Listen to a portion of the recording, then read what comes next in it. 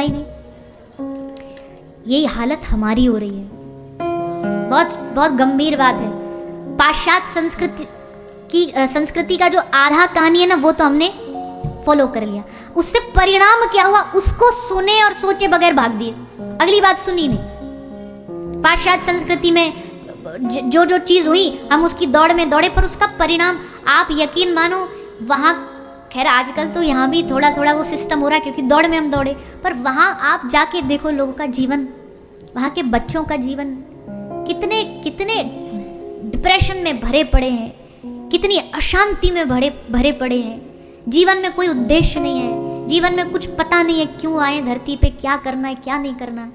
पशुओं जैसा जीवन जी रहे हैं, एंजॉयमेंट के नाम पर कुछ भी अभद्र कर रहे हैं, अपवित्र कर रहे हैं, नशे कर रहे हैं, कुछ नहीं पता। बट वहां जितनी आगे आगे पीढ़ी बढ़ती जा रही है उतना अंधकार बढ़ता जा रहा है। अब उसका असर यहाँ भी दिख रहा है। आज हमारे देश के लिए सबसे डूब मरने जैसी बात है कि बड़े बड़े कॉन्वेंट स्कूलों में 4th 5वीं 4th 5th क्लास के बच्चों के लिए काउंसलर्स रखने पड़ रहे हैं। काउंसलिंग होती है बच्चों की, 4-5 साल के बच्चों की काउंसलिंग शुरू हो रही है। 2 मिनट में बच्चे डिप्रेस्ड हो गए, दवाइयां खा रहे हैं, डिप्रेशन की गोलियां खा रहे हैं। अब ये विषय उसमें जाने का नहीं है क्योंकि फिर बात लंबी पहुंच जाएगी, पर एक बात बस इतनी सी समझ लो, शिक्षा, देखो हम एजुकेशन सिस्टम को सब्जेक्टिव वाइज तो बदल नहीं सकते, वो तो जो पीछे से सरकार, पर कुछ कुछ चीज़ें हमें बदलनी चाहिए। मान लीजिए बालकों को थोड़ा स्कूल में ज़्यादा कुछ भक्ति भाव नहीं सिखाया जा रहा, ऐसे सत्संग में लेके जाओ, घर में सत्संग करो, घर में उनको बैठ करके भगवान की भक्ति के बारे में सिखाओ, समझाओ, अपनी संस्कृति को मरने मत दो। खैर अश्वत्थामा को अपमानित करके भगा दिया गया, पर बड़ा जिद्दी था। अपने अपमान का बदला लेने के लिए इसने बड़ा क्रूर काम किया। उत्तरा के गर्भ के बालक पर ब्रह्मास्त्र छोड़ दिया।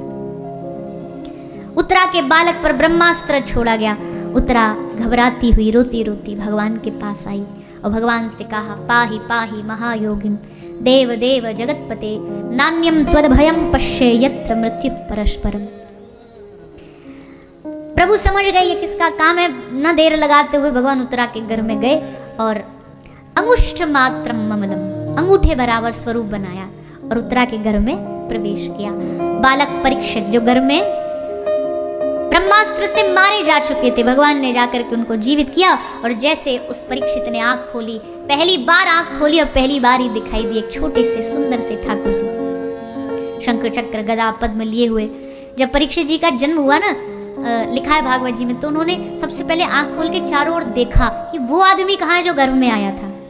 चारों ओर देखा, सब थे, सब खड़े, पांडव खड़े, लेकिन वो नहीं दिखाई दी। और सारा जीवन परीक्षित जी वो उसी मूर्ति, उसी स्वरूप को ढूंढते रहे, वो गर्भ वाला क्यों नहीं मिल रहा। तो पहली बार ही गर्भ में दर्शन दे दिया। इस कथा का श्रोता कोई हल्का फुल्का नहीं है भैया, उसकी स्थिति देखो, दुनिया जन्म लेने के बाद दर्शन करती है, परीक्षित ने गर्भ में दर्शन कर लिया, गर्भ में भगवान को उतार दिया। भगवान ने उत्तरा की रक्षा करी। रथ तैयार हो गया था, भगवान द्वारिका जा रहे थे, रथ चला के सामने रोती रोती माता कुंती आ गई, रुदन करती हुई, जानती है कि अब श्री कृष्ण जा रहे हैं हमें छोड़ करके और ये अंतिम मिलन है हमारा। माता कुंती ने हाथ जोड़ करके श्री कृष्ण से कहा, प्रभु कृष्णाय वासुदेवाय हरये परमात्मने। भगवान ने कहा, बुआ हम जा रहे हैं, हम जा रहे हैं, आपको कभी जरूरत पड़े तो याद कर लेना। बुआ कुंती कहती है, जाने से पहले कुछ दोगे? अरे हाँ बुआ, क्यों नहीं देंगे, आपने आज तक कुछ मांगा ही तो नहीं हमसे, यही तो दुख है हमको। आप एक बार भी नहीं आई, एक बार भी आपने आके नहीं कहा कि कृष्ण देख मेरे बच्चों को तू संभाल लेना, जिता देना। ये मांग भी तुमने आज तक कभी नहीं करी कि मेरे बालक जीत जाए। आज बुआ जो चाहो मांग लो। बुआ कहती मैं कुछ छोटा मोटी चीज नहीं मांगूंगी क्योंकि अब मैं जान गई हूं तुम कौन हो। भगवान क्या हंस के कहते, आप तो पहले से ही जानती, तुम मेरी बुआ, मैं तुम्हारा भतीजा, मैं वसुदेव देवकी का बेटा, तुम्हारे भाई का बेटा।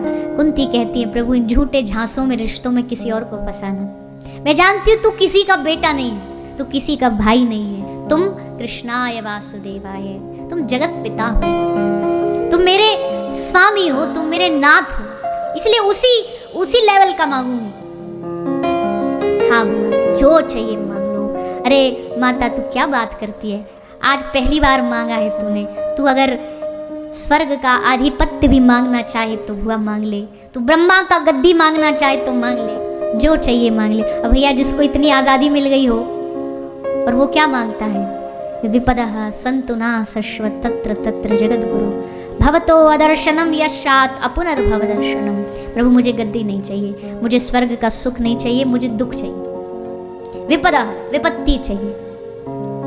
सब लोग कान खड़े होकर सुन रहे हैं। भगवान ने भी एक बार दोबारा दोहराया, बुआ कहीं गलती से तो नहीं जबान फिसल गई हो। कुंती माता कहती है, नाना प्रभु पूरे होशो हवास में मांग रही हूं, आज ही तो आंख खुली है। क्यों? कौन सा ऐसा दुख संकट की घड़ी थी जब तुम साथ नहीं थे?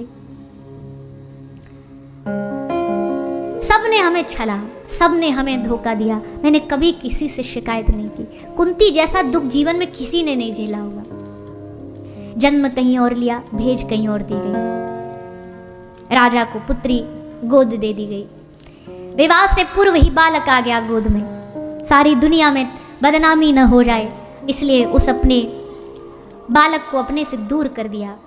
जन्म विवाह हुआ, कभी पांडु से, महाराज पांडु से भी कभी कोई सुख नहीं मिला, राज्य छीन लिया, बच्चों का अधिकार छीन लिया गया। और आज जब थोड़ा सा सुख आया, आज ही तो सुख आया, अभी तो पांडव जीते, अभी तो अच्छे दिन आए, और माता कुंती क्या मांग रही है, प्रभु दुख दे दो।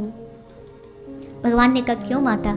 माता ने कहा प्रभु जब दुख थे तो तुम हमारे संग खड़े थे, आज युद्ध जीता देखो तुम चल दिए छोड़ के, ऐसे सुख का क्या फायदा जिसमें तुम ना हो।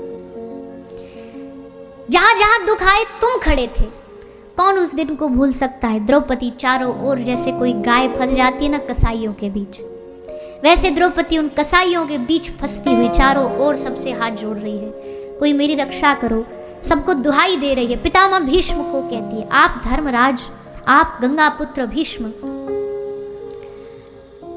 सब नजरें झुकाए बैठे रहे, और तब अंत में द्रौपदी ने हाथ उठा के याद किया, गोविंद द्वारिकावासिन कृष्ण गोपी जनप्रिय कौरवई परिभूता नाम किम न जानासि केशवम। आगे बचाने, साड़ी बढ़ाने, वस्त्र बढ़ाने दुर्वासा ऋषि को भेजा दुर्योधन ने, जाओ भोजन एकादशी का पारायण करना है, इनके घर इनकी कुटिया में जाओ, कुछ नहीं खाने को, एक पात्र अक्षय पात्र सो खा के धो के पूरा साफ करके द्रौपदी ने धर दिया। जमात आ गई सामने, साधु और दुर्वासा ऋषि। ये तो इतिहास के 90% श्राप इन्हीं के दिए हुए हैं। हम स्नान करके आ रहे हैं बिटिया, तब तक भोजन प्रसादी। हाँ आप आइए। अब बैठी बैठी बस रोती रोती याद कर रही है द्वारिकाधीश को, इतने ही रथ रुका। इनको पता भी कैसे चल जाता कि अब संकट आ गया।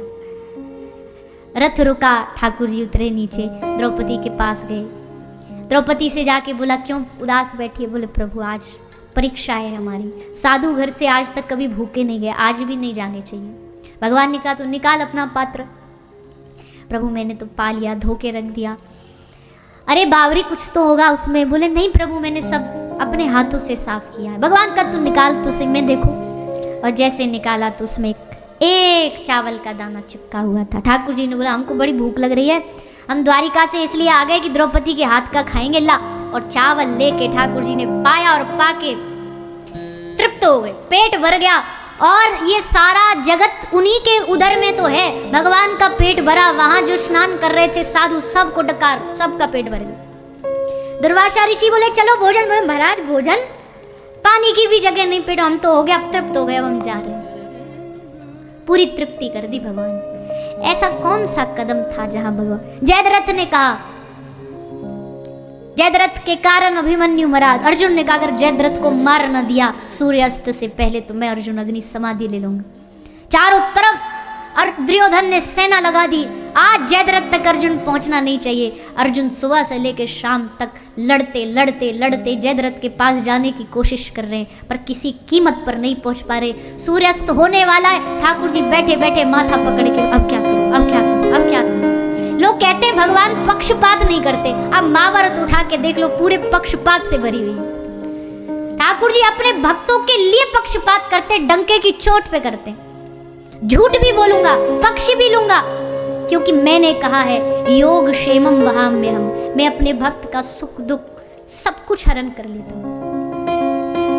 पक्षपात करता हूं, अपने भक्त के लिए करता हूं। कह दे, पूरे युद्ध में बोल दिया अश्वत्थामा मारा गया, अश्वत्थामा मारा गया। अपने भक्तों के लिए, अपने शरणागत के लिए। भगवान ने देखा सूर्यास्त होने वाला है, जयद्रथ नहीं मरा, अग्नि समाधि की तैयारी हो जाएगी। तभी भगवान ने अपनी नजर घुमाई सूर्य की ओर, देखा सूर्य की ओर आकाश में, और जैसे भगवान की दृष्टि गई बादल आए और सूरज अस्त हो गया। सूर्यास्त हुआ, दुर्योधन नाच उठा खुशी से। अर्जुन अब गया, जैसे चूहा बिल में बैठा हो ना और बिल से खुद ही निकल के आ जाए। दुर्योधन और जयद्रथ दोनों निकल के आ गए। दुर्योधन बोला, अर्जुन अपनी प्रतिज्ञा अनुसार अग्नि समाधि ले लो। अर्जुन ने कहा प्रतिज्ञा नहीं तोड़ूंगा। बांध लिया, अग्नि प्रज्वलित करी, और अर्जुन कृष्ण को प्रणाम करके मन ही मन बस अग्नि में बैठने ही वाले थे, तभी नजर घुमाई फिर से ऊपर आकाश की ओर, देखा बादल हटे, सूरज दिखाई दिया। भगवान चिल्लाए, अर्जुन ये रहा सूर्य, ये रहा धनुष बाण, और ये रहा जयद्रथ। अर्जुन ने निकाला बाण और जयद्रथ का सर धड़ से अलग कर दिया। क्या ये पक्षपात नहीं? भक्त वत्सल नाम ऐसे ही नहीं पड़ा, बार बार इन्होंने अपनी भक्त वत्सलता दिखाई है। हे प्रभु मुझे दुख दे दो। भगवान ने आशीर्वाद दिया माता कुंती को, और ये भगवान द्वारिका जा रहे थे पर मन बदला, वापस लौट आए। क्यों लौट के आए? अर्जुन को लगा मेरे लिए आए, द्रौपदी को लगा मेरे लिए आए हैं, उत्तरा को लगा मेरे लिए आए हैं, कुंती माता को लगा मेरी वरदान, मेरी मांग को सुन के आए हैं। लेकिन किसके लिए आए? बाणों की सैया पर कितने दिनों से जो पड़े हैं, जिन्होंने मांगा था भगवान से कि प्रभु इतना तो करना स्वामी, जब प्राण तन से निकले, इतना तो करना स्वामी, जब प्राण तन से निकले, गोविंद नाम लेकर, तब प्राण तन से निकले, गोविंद नाम लेकर। पितामह भीष्म की एक इच्छा थी कि प्रभु हमारे अंत समय में तुम आना। भगवान आए थे। भगवान ने आकर के पितामह को जब बाण लगाना तो आया काल लेने के लिए। पितामह ने कहा खबरदार मुझे छुआ तो अभी नहीं जाऊंगा, अपनी मर्जी से जाऊंगा। काल को इंतजार करना पड़ा। भगवान आ गए।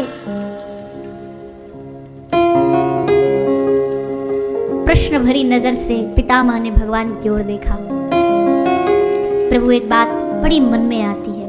भगवान ने कहा प्रभु मैं अपने कई पिछले जन्मों को देख सकता हूँ, मैंने कोई पाप नहीं किया, फिर आज मैं बाणों की सैया पर, इतनी कष्टदायक मृत्यु। तब भगवान ने कहा है पितामह को कि प्रभु हे पितामह आपने पाप किया नहीं, पर आपने पाप होते देखा है और उसे रोका नहीं। पाप की गति इतनी सूक्ष्म है। अन्याय होते देखना भी अन्याय है, अधर्म होते देखना भी अधर्म है। आपने उस समय सामर्थ्य है तो कुछ कभी कभी हमारे सामर्थ्य से हम देख रहे हैं देश देश से लड़ रहे हैं, अधर्म हो रहा है, अन्याय हो रहा है, कुछ हमारी सामर्थ्य से बाहर है, लेकिन जो सामर्थ्य में उस अन्याय के खिलाफ बोलना चाहिए। यह धर्म नहीं है, ये धर्म है। तुमने पाप देखा, हाँ प्रभु अब समझ गया, अच्छा अब मैं जा रहा हूँ। जाते जाते पितामह कहते हमारी बेटी, हर माता पिता चाहते जाने से पहले बेटा बेटी का ब्याह कर जाएं, आप हमारी बेटी से ब्याह कर लो। अब सबरे घबराए, बाल ब्रह्मचारी, इनकी बेटी कहाँ से आई? भगवान ने पूछा किस बेटी किस पुत्री की बात कर रहे हो आप? पितामह ने कहा इति मति रूप कल्पिता वितृष्णा भगवती शाश्वत पुंगवे विभुम्नि। हमारी मति हमारी बुद्धि हमारी बेटी है और इससे आपको ब्याह आया हूं।